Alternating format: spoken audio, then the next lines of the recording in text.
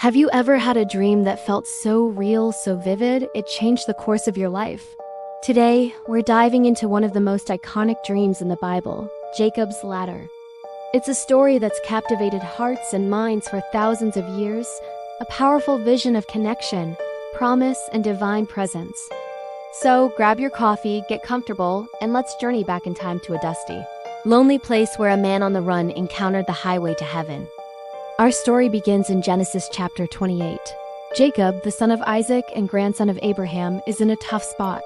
He's just tricked his older twin brother Esau out of his birthright and his father's blessing. As you can imagine, Esau is furious to the point of wanting to kill Jacob.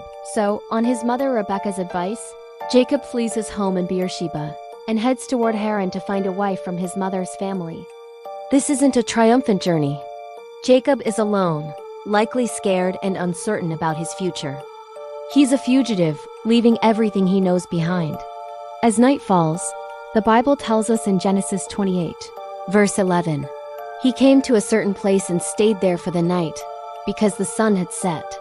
Taking one of the stones of the place, he put it under his head and lay down in that place to sleep. Imagine that. No cozy bed, no pillow, just the hard ground and a rock. It's in this moment of vulnerability, of being completely stripped of his comfort and status, that something extraordinary happens. As Jacob sleeps, he dreams.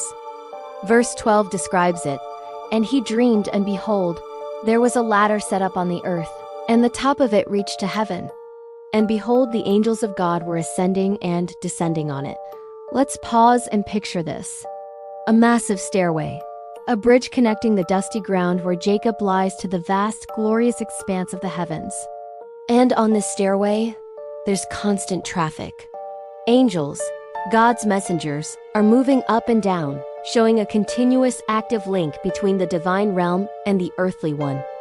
It's not a static image. It's a dynamic, bustling scene. This isn't just a one-way street from heaven down. It's a two-way communication channel. Angels ascending could represent the prayers and needs of humanity rising to God, while descending angels represent God's answers, blessings, and protection coming down to us.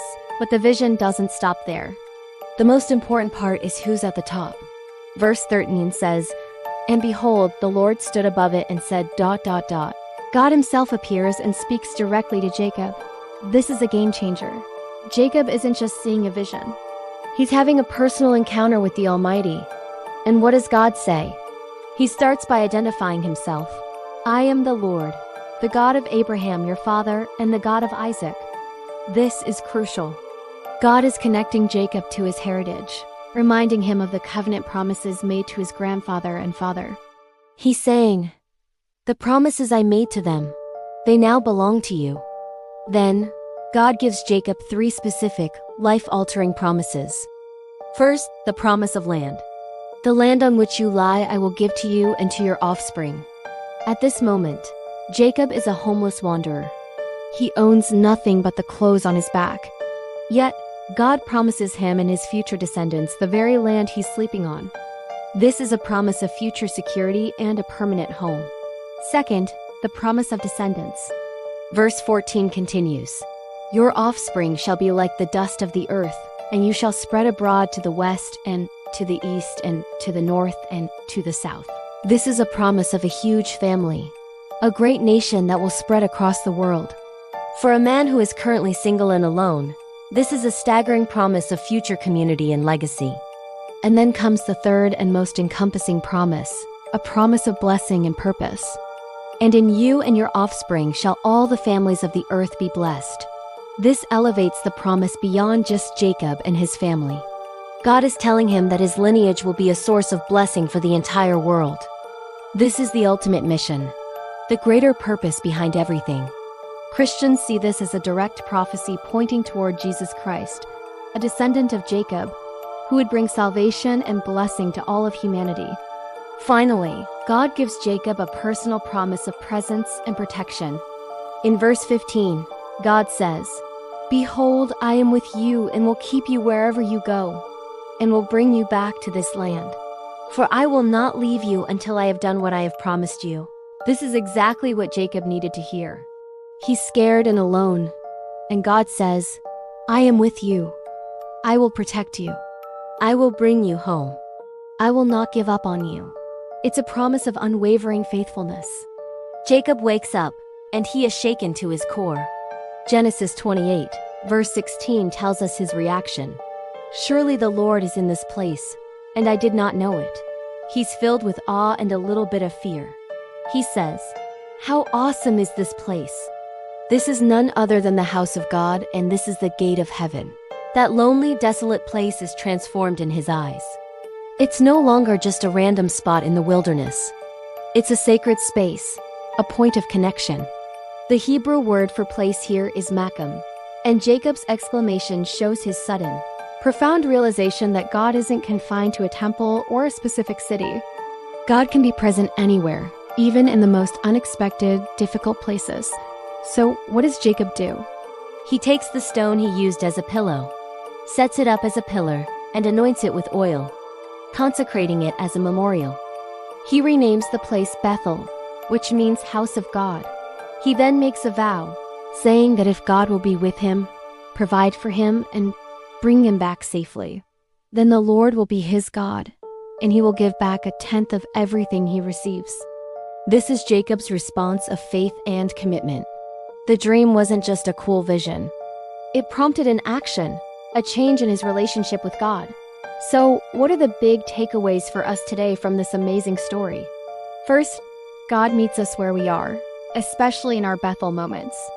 When we feel lost, alone, or on the run from our past, that's often when God breaks through.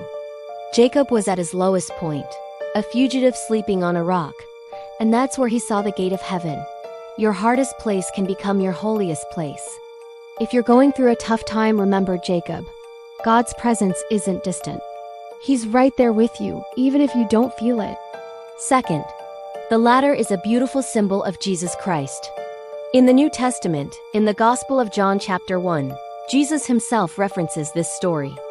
He tells Nathanael, "Truly, truly, I say to you, you will see heaven opened, and the angels of God ascending and descending on the Son of Man." Jesus essentially saying, I am the ladder. I am the connection between heaven and earth. I am the way to the Father. The ladder Jacob saw was a temporary vision, but Jesus is the permanent, living bridge between us and God. Finally, God's promises are faithful. God promised to be with Jacob, to bless him, and to bring him back. And he did. After 20 years of hard labor, family drama, and challenges in Haran, God did bring Jacob back to the promised land, a changed and wealthy man with a large family. God keeps his word. The promises he makes to us in the Bible of his presence, his love, his guidance, and eternal life through Jesus are just as sure. He will not leave you until he has done what he has promised. Jacob's ladder is more than just an ancient dream. It's a message of hope for all of us. It reminds us that no matter how far we've strayed or how lonely the road seems, there is a connection to heaven. God is reaching down to us, offering us a relationship, a purpose, and a future. All we have to do is open our eyes to see him. Thank you so much for joining me today to explore this incredible story. If this message encouraged you, please give this video a thumbs up and consider subscribing for more deep dives into the Bible. I'd love to hear your thoughts in the comments below. What does Jacob's ladder mean to you? Until next time, may you be aware of God's presence in your own Bethel moments.